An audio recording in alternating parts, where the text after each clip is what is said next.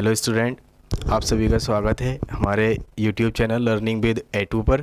आज हम तुम्हें पढ़ाएंगे बायोलॉजी, और बायोलॉजी में पहली यूनिट पहला चैप्टर स्टार्ट करेंगे जो है जनन। ठीक है, जैसे अगर यूनिट की बात करें तो हमारी पहली यूनिट का नाम है जनन। जनन को इंग्लिश में कहते हैं रिप्रोडक्शन, और हमारे ये टॉपिक दोनों ही लैंग्वेज में रहेंगे। दोनों लैंग्वेज का यूपी बोर्ड वालों को बहुत फ़ायदा मिलने वाला है। जैसे अगर हिंदी और इंग्लिश दोनों में तुम लिख कर आते हो तो नंबर काफ़ी अच्छे आते हैं यूपी बोर्ड में। तो बाकी मतलब ज़्यादा नहीं लिखना है, बस हेडिंगें कम से कम तुम्हें इंग्लिश में लिखनी है, जो मैं तुम्हें लिखवाऊंगा बस तुम्हें याद करना है थोड़ा। ठीक, तो अगर जैसे पहले यूनिट की बात करें जनन, और इसमें पहले चैप्टर का नाम है, फर्स्ट चैप्टर है जीवों में जनन।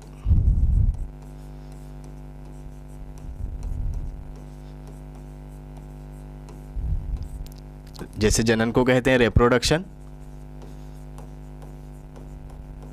इन, और जीवों को कहते हैं ऑर्गेनिजम्स।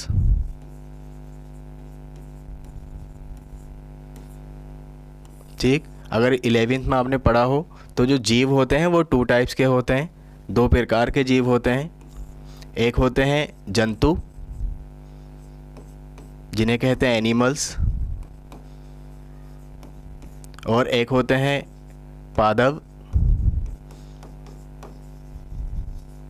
जिन्हें कहते हैं प्लांट्स। इनके बारे में हम बाद में और ज़्यादा चर्चा करेंगे। पहले पढ़ते हैं हम जनन को।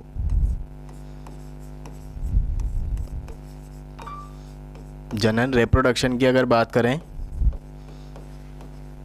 पहले जब जनन की डेफिनेशन देखें तो जनन एक ऑर्गेनिज्म से, एक जीव से दूसरे जीव बनने की प्रक्रिया को कहते हैं। एक जीव से अगर दूसरा जीव बनता है तो वो जनन कहलाता है। अब जनन एक जीव से दूसरा जीव वो अलग अलग प्रकार से बन सकता है। जैसे अगर एक जीव से 2 जीव बनते हैं, अगर हम जीव की पहचान देखें तो जीव की मेन पहचान होती है उसका केंद्रक होना। एक जीव में कम से कम एक केंद्रक ज़रूर होता है, जिसे इंग्लिश में कहते हैं न्यूसेलस। ठीक है, अगर एक जीव से 2 जीव बने हैं तो वो प्रोसेस कहलाती है जनन। ठीक है, और कभी कभी होता है कि अगर 2 जीव आपस में मिलें, 2 जीव में एक जीव नर हो सकता है मेल, और एक जीव मादा हो सकती हैं फीमेल। तो 2 जीव अगर आपस में सिंगेमी करें, फर्टिलाइजेशन करें, निषेचन करें, ठीक, तो उनसे एक तीसरा जीव बनता है जिसे कहते हैं हम संतति, ऑफस्प्रिंग।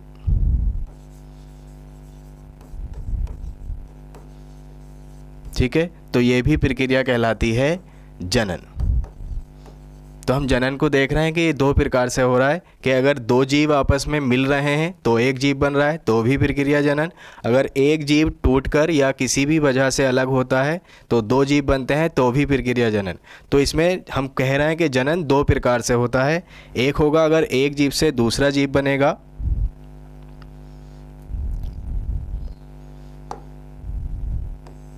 तो अगर एक जीव से दूसरा जीव बनता है तो वो प्रोसेस कहलाता है अलैंगिक जनन। ठीक है, इसे अलैंगिक जनन को कहते हैं हम असेक्सुअल रिप्रोडक्शन। ठीक है, अगर 2 जीव आपस में मिलें, 2 जीव से एक जीव बनता है, एक संतान बनती है, तो भी प्रक्रिया कहलाती है जनन, लेकिन इस जनन को कहते हैं हम लैंगिक जनन। ठीक है, लैंगिक जनन को कहते हैं हम सेक्सुअल रिप्रोडक्शन। ठीक है, इन्हीं से बहुत सारे अंतर भी बन जाते हैं। जैसे तुम्हारे बोर्ड में क्वेश्चन आता है कि लैंगिक और अलैंगिक जनन में अंतर क्या होता है, तो इन्हीं से हम अंतर को समझेंगे।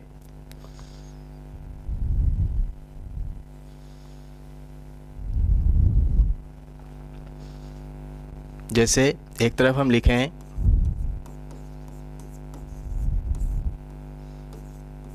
लैंगिक जनन, जिसे हमने कहा था सेक्सुअल रिप्रोडक्शन, और एक तरफ लिखेंगे हम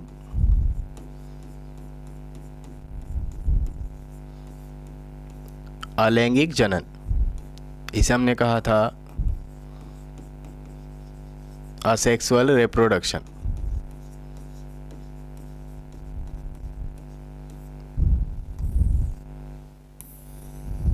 ठीक है, जैसे अगर आप लोग खुद ही डिसाइड करना कि अंतर किस तरह से हम बना सकते हैं। जैसे अगर हम लैंगिक जनन की बात करें तो लैंगिक जनन में हमने पढ़ा है, जैसे अभी लिखा है कि इसमें 2 ऑर्गेनिजम्स होंगे और 2 ऑर्गेनिजम्स एक ऑर्गेनिजम्स को बनाएंगे।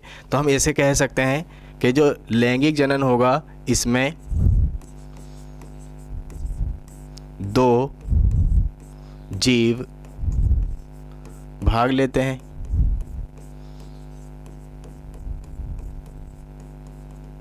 ऐसे कह सकते हैं। और अगर हम अलैंगिक जनन को देखें तो अलैंगिक जनन में केवल एक जीव से दूसरा जीव बनता है। अब एक जीव से दूसरा जीव जब बनता है तो उसके अलग अलग प्रोसेस होते हैं। जैसे अगर हम प्रोसेस की बात करें, जैसे मुकुलन होता है।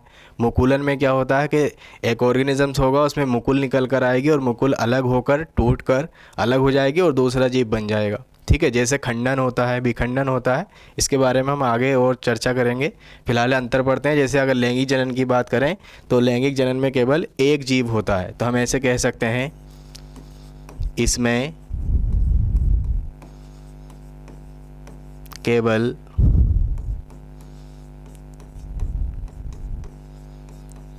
एक जीव होता है। ठीक है, अब जैसे अगर दूसरे अंतर की बात करें तो लैंगिक जनन है, तो लैंगिक जनन में 2 जीव अलग अलग हैं। तो 2 जीव के अंदर केंद्रक 2 अलग अलग होंगे। जब केंद्रक होंगे तो केंद्रक के बारे में आगे और चर्चा आएगी, जो तुम्हारा चैप्टर आएगा डीएनए या आरएनए का, आणविक आधार का। तो अगर केंद्रक है तो केंद्रक में डीएनए और आरएनए होता है। ठीक है, डीएनए अगर आरएनए होता है तो उसमें गुणसूत्र भी होते हैं और सभी ऑर्गेनिजम्स में गुणसूत्र अलग अलग होते हैं। तो अगर हम केंद्रक की बात करें तो लैंगिक जनन में जो गुणसूत्र होंगे, या अगर जैसे अगर डीएनए आरएनए की बात करें तो दोनों का अलग अलग मटेरियल होगा, क्योंकि इसमें एक मेल और एक फीमेल 2 अलग अलग टाइप के ऑर्गेनिजम्स हैं। तो हम कह सकते हैं इसमें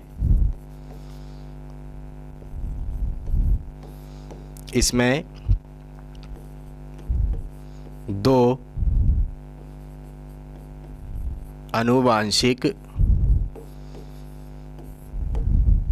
पदार्थ होते हैं। और अगर लैंगिक जनन की बात करें तो लैंगिक जनन में केवल एक ऑर्गेनिजम्स है, तो उनका जो आनुवांशिक पदार्थ होगा वो भी एक ही होगा। इसमें केवल एक आनुवांशिक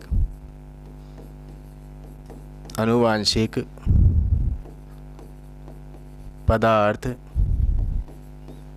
होता है।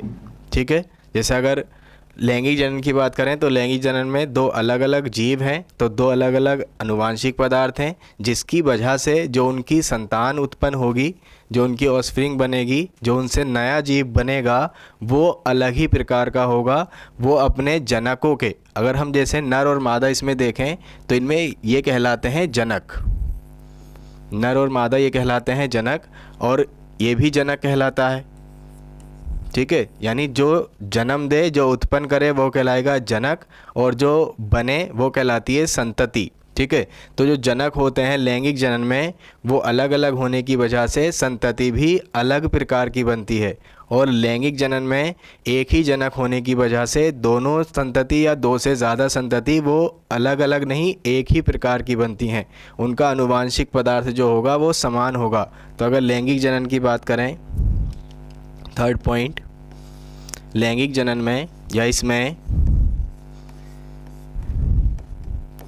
संतति जनक के समान नहीं होती है। लेकिन अगर अलैंगिक जनन की बात करें तो अलैंगिक जनन में इसमें संतति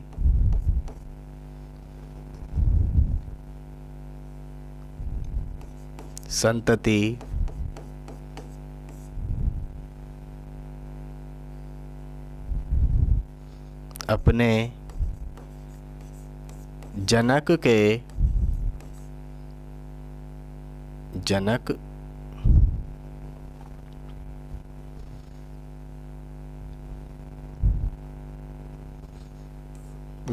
के समान होने के कारण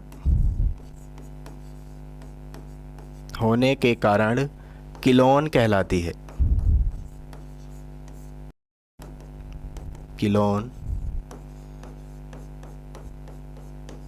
कहलाती है, इसे याद रखेंगे किलोन। तो क्वेश्चन ये भी पूछा हुआ है कि किलोन किसे कहते हैं, तो अलैंगिक जनन द्वारा उत्पन्न संतति और जनक को किलोन कहते हैं। ठीक है, तो किलोन से भी क्वेश्चन आता है। जैसे इसमें ये अंतर हो गया, अगर अंतर से और बात करें अगर हम, ठीक है, अंतर के बाद अगर इसमें देखें तो इसमें और दूसरी चीज़ें भी बहुत सारी हैं। हम केवल इस चैप्टर में जो मेन चीज़ें हैं वो पढ़ना चाह रहे हैं ताकि पूरी यूनिट समझ आ जाए। ठीक है, तो जैसे इसमें और चीज़ें आती हैं, जैसे और चीज़ों में अगर हम इसमें पढ़ेंगे तो जैसे इसमें आता है एक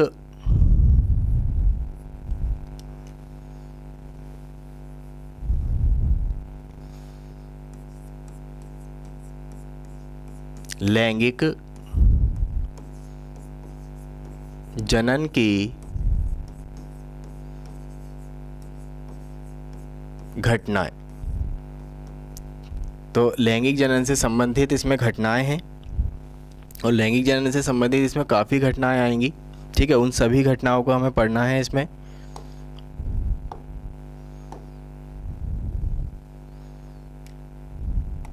ठीक है, तो लैंगिक जनन से संबंधित घटनाओं में अगर हम देखें तो इसमें हम लैंगिक जनन वाली घटनाएं पढ़ेंगे, अलैंगिक जनन से इसमें कोई भी मतलब नहीं है। तो लैंगिक जनन में जैसे हमने थोड़ा सा टॉपिक पढ़ा है कि लैंगिक जनन होगा तो उसमें 2 ऑर्गेनिजम्स होंगे और 2 ऑर्गेनिजम्स में जो जीव होंगे इसमें वो 2 जीव होंगे, जिसमें एक होगा जीव नर मेल और एक जीव होगा इसमें मादा फीमेल। ठीक है, तो मेल और फीमेल इसमें जनन करेंगे।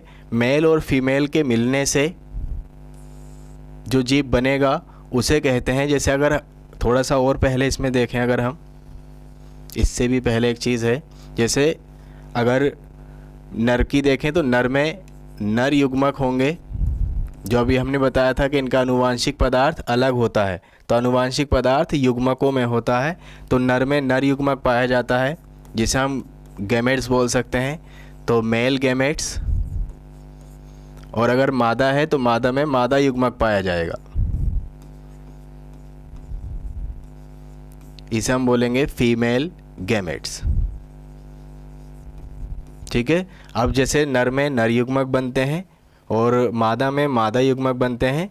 नर युग्मक और मादा युग्मक के बनने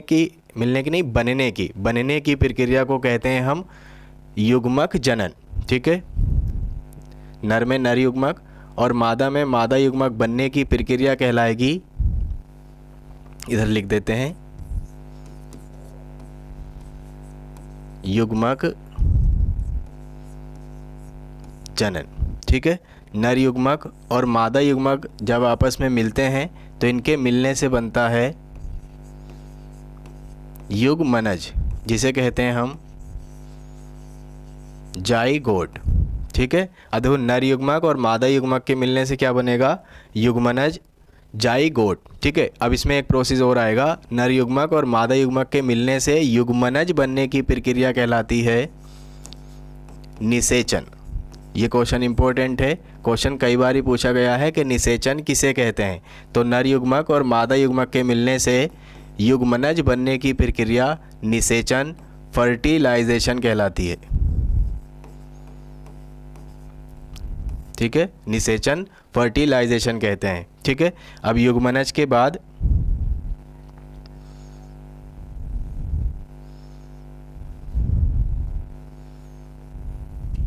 जैसे युग्मनज बना, युग्मनज से एक जीव बनता है या एक चीज़ बनती है जिसे कहते हैं हम भ्रूण।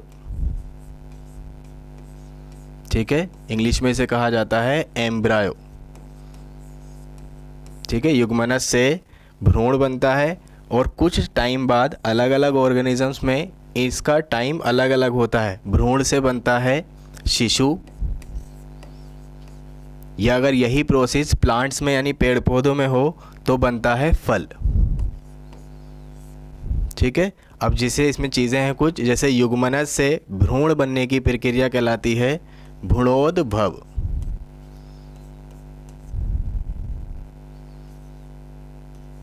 भ्रूणोद्भव इंग्लिश में कहा जाता है एम्ब्रायो जेनेसिस। ठीक है, जैसे उस भ्रूण बनने की प्रक्रिया कहलाएगी एम्ब्रायो जेनेसिस। अगर इसमें नीचे आए थोड़ा और चीज़ें देखें तो देखो, अभी हमने एक पॉइंट पढ़ा है युग्मक जनन। ठीक है, युग्मक जनन हुआ, फिर इसके बाद और चीज़ें आएंगी, इस पूरी प्रोसेस को हम समझ लेंगे ठीक से। ठीक है, जैसे युग्मक जनन हुआ, युग्मक जनन क्या था? नर में नर युग्मक बनना, मादा में मादा युग्मक बनना। नर युग्मक या मादा युग्मक बनने की प्रक्रिया कहलाती है युग्मक जनन। अब होता यह है, जैसे प्लांट्स में अगर बात करें तो प्लांट्स में जो पोलन होते हैं यानी पराग कण होते हैं वो वर्तिकाग्र पर जाते हैं। इसके बारे में नेक्स्ट चैप्टर में हम और पढ़ेंगे। ठीक, अगर मेल फीमेल में देखें तो जो शुक्राणु होते हैं वो अंडाणु के पास जाते हैं। तो यानी हम अगर अपनी नॉर्मल प्रोसेस देखें तो नर युग्मक मादा युग्मक के पास जाते हैं, लेकिन कुछ ऑर्गेनिजम्स होते हैं जिसमें मादा युग्मक भी नर युग्मक के पास आ सकते हैं। ठीक है, तो आप ऐसे पढ़ें हम, जैसे नर युग्मक मादा युग्मक के पास जाते हैं तो वो प्रोसेस कहलाती है युग्मक स्थानांतरण। ठीक है, जो युग्मक जनन है इसे बोलते हैं इंग्लिश में गैमेटो जेनेसिस। ठीक है, एक क्वेश्चन ऐसे भी पूछा है, गैमेटोजेनेसिस यानी युग्मक जनन और एम्ब्रायोजेनेसिस भ्रूणोद्भव में अंतर क्या होता है। ठीक है, तो इसके अंतर समझ में भी आ रहा होगा कि अगर नर युग्मक मादा युग्मक के बनने की प्रक्रिया है तो युग्मक जनन, और अगर युग्मनज से भ्रूण बनने की प्रक्रिया है तो भ्रूणोद्भव एम्ब्रायोजेनेसिस। ठीक है, और युग्मक स्थानांतरण को हम कह सकते हैं गैमेट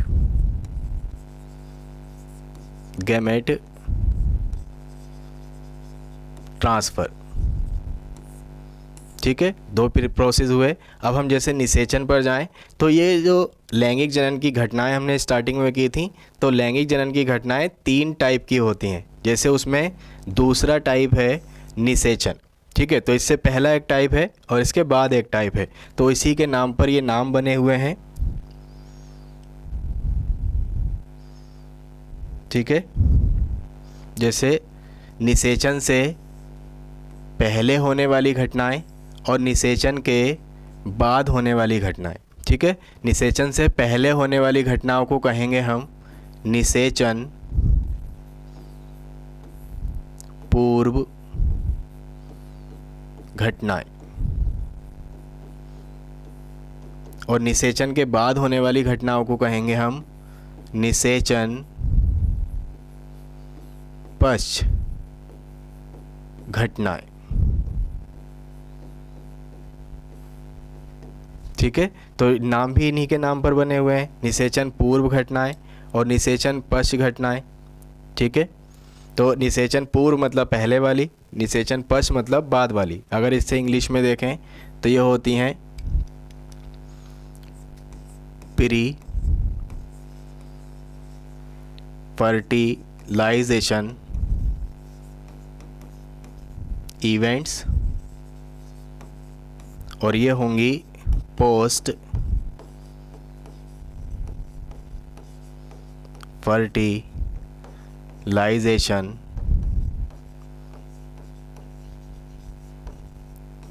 इवेंट्स।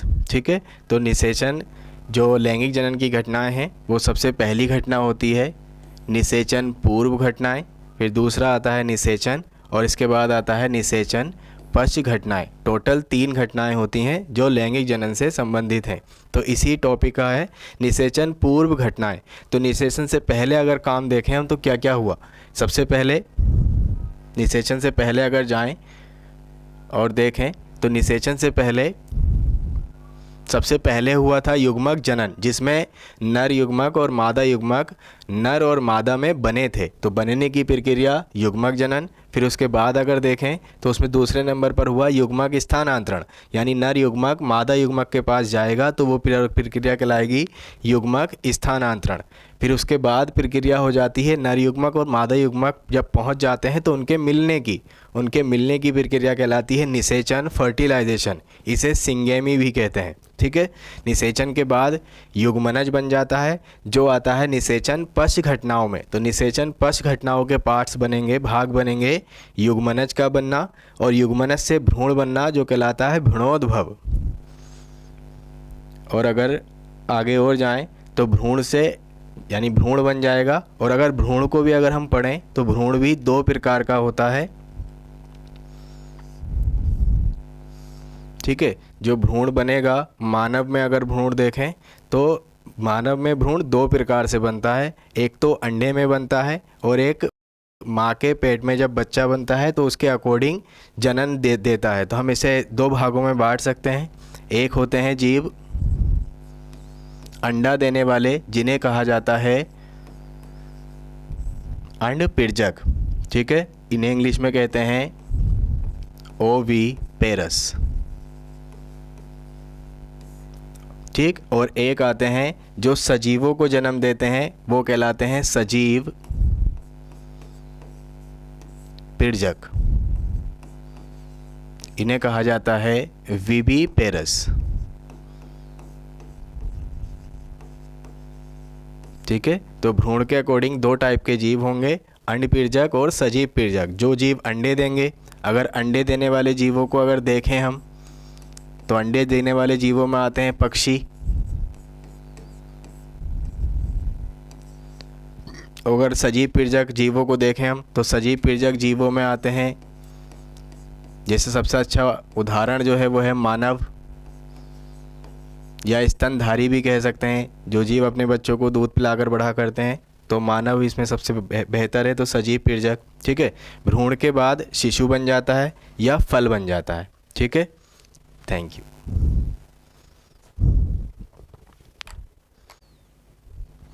अब देखो, जैसे भ्रूण है तो भ्रूण हमारे 2 प्रकार के होते हैं। एक तो अंडपीड़जक जो जीव अंडे देते हैं, और एक सजीव पीड़जक जो सजीवों को जन्म देते हैं। तो अगर इनका उदाहरण हम लिखें, जैसे अंडपीड़जक में सभी लोग जानते होंगे अंडे देते हैं पक्षी, तो इसमें आ जाएगा उदाहरण पक्षी। बाकी दूसरे और ऑर्गेनिजम्स भी होते हैं अंडे देने वाले, वो हम आगे चैप्टरों में पढ़ेंगे। और सजीव पीड़जक में सबसे अच्छा उदाहरण होता है मानव। मानव के अलग भी बहुत सारे जीव होते हैं जो सजीवों को जन्म देते हैं, ठीक है। अगर मानव देखें तो मानव स्तनधारी